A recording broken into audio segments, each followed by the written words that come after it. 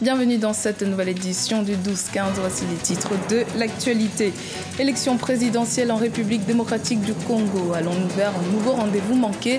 Selon la commission électorale, l'élection ne pourra se tenir avant début 2018 alors qu'elle était programmée au plus tard le 31 décembre 2017.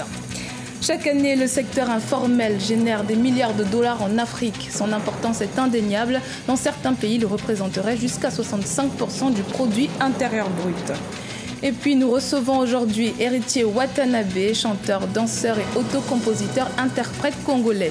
Le prince de la nouvelle rumba congolaise s'est fait connaître grâce à son intégration au sein du groupe Wenge Musica Maison Mère de Werason, dont il a démissionné après 16 ans de bons et loyaux services. En République démocratique du Congo, les inscriptions sur les listes électorales se poursuivent en vue de l'élection présidentielle.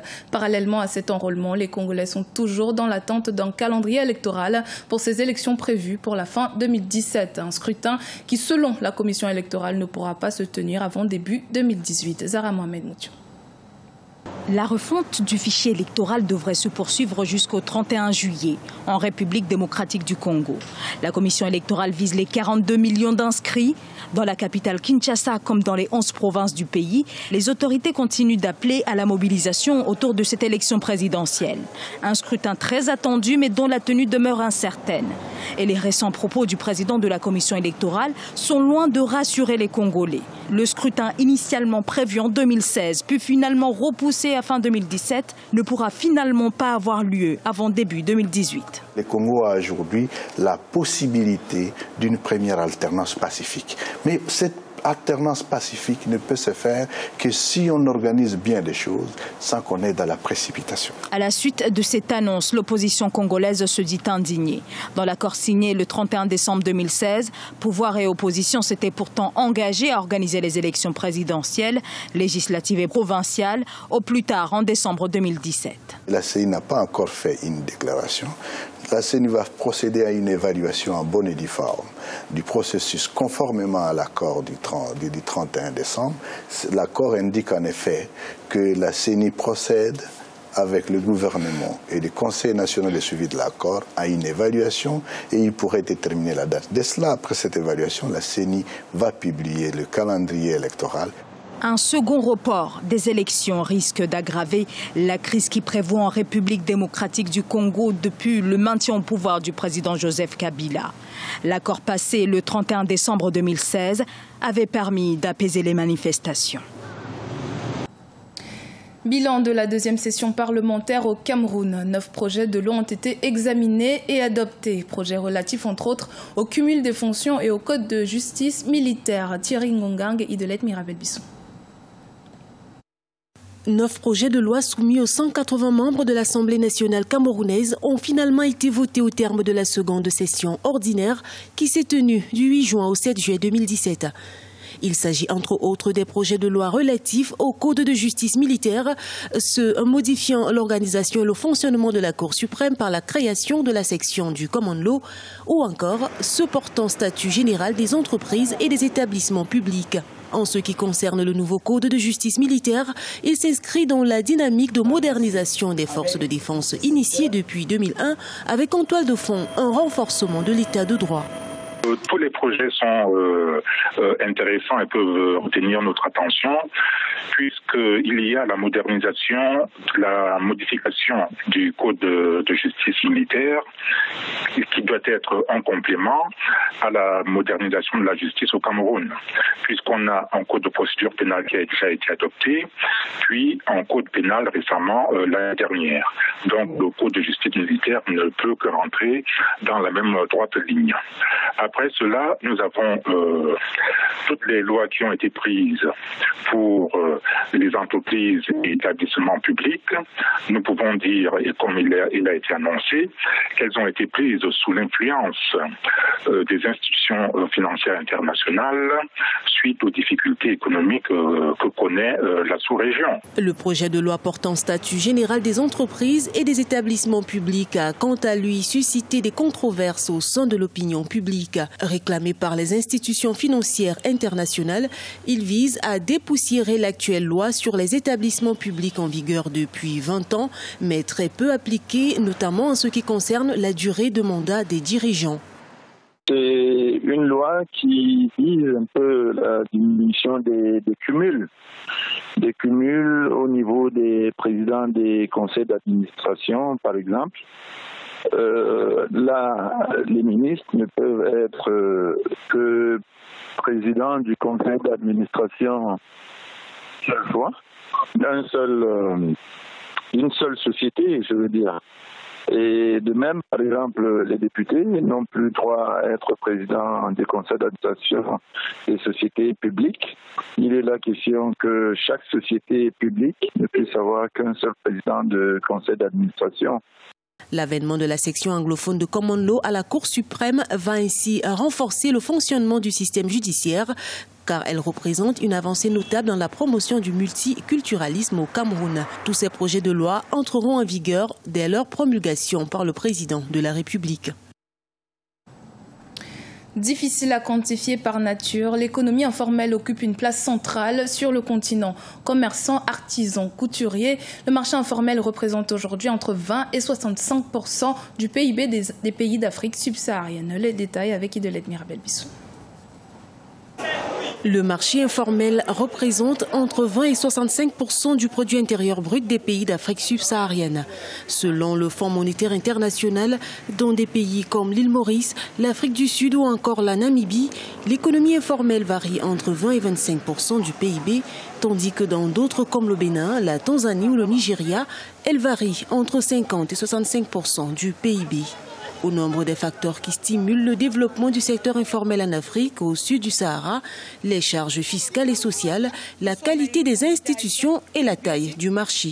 Le secteur informel en Afrique représente énormément pour l'économie, pour le social, parce que quand vous regardez, vous prenez le cas du Cameroun, du Tchad, ou bien de l'Afrique du Sud, un peu du Ghana également, généralement là-bas, les pouvoirs publics ne recrutent pas assez.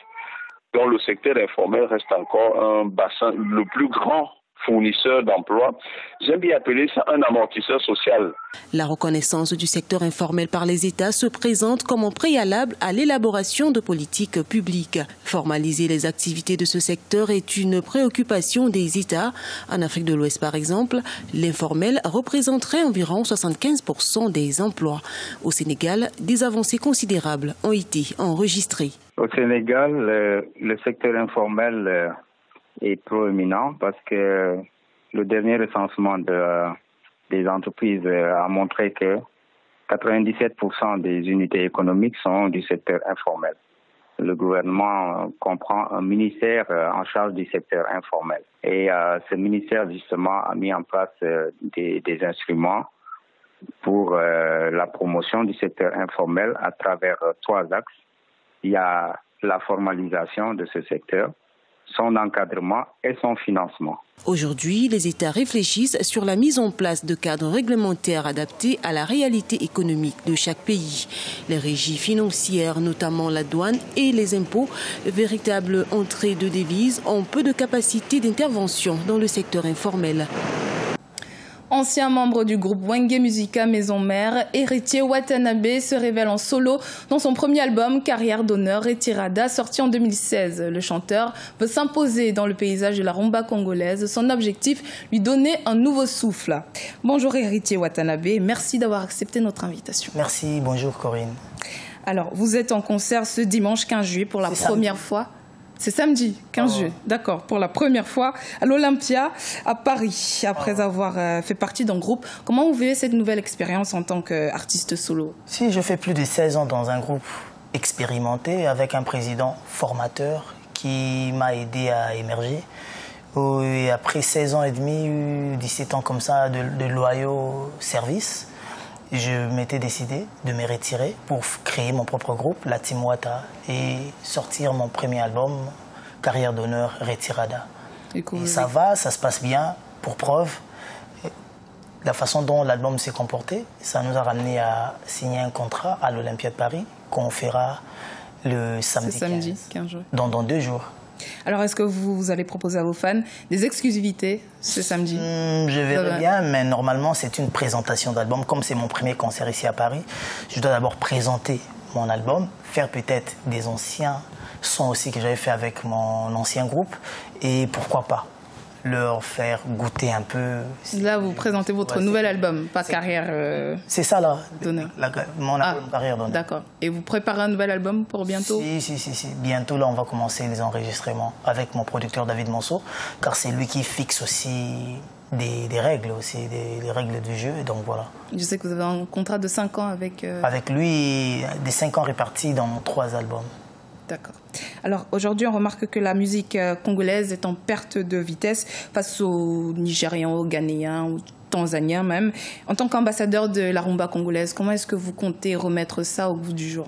En travaillant, en se donnant, en se laissant pas faire, en bossant, parce que d'abord, premièrement, on est combattu dès l'intérieur, parce que l'ennemi du Congolais, c'est les Congolais, mais on fait un effort dès son passé. Difficilement, on fait des concerts ici à Paris. Ça fait plus de 10 ans qu'on fait plus de concerts ici en France, bloqués par notre communauté. Mais aujourd'hui, la communauté s'est soulevée et il y a de ceux-là qui nous donnent encore la chance de revenir sur scène ici à Paris. Et je pense que ça ira. Déjà, comme je fais mon concert ce samedi, ça va aider aussi les autres artistes à venir aussi faire des concerts. Donc voilà, le concert c'était pour 23h, mais vu par raison sécuritaire, après entretien avec les préfets, les commissaires de police, mon producteur, mes avocats et moi, il y a eu à être décidé que le concert se fera dès 19h à 23h30. Donc, je demanderai à mes fans et aux amoureux de la bonne musique de se présenter déjà à partir de 18h parce qu'il y aura un check où on va checker les gens et pour que il n'y ait pas des inciviques qui viendront détruire la fête. Est-ce que ça vous dérangerait de nous faire une petite démonstration en a cappella d'une de vos exclusivités?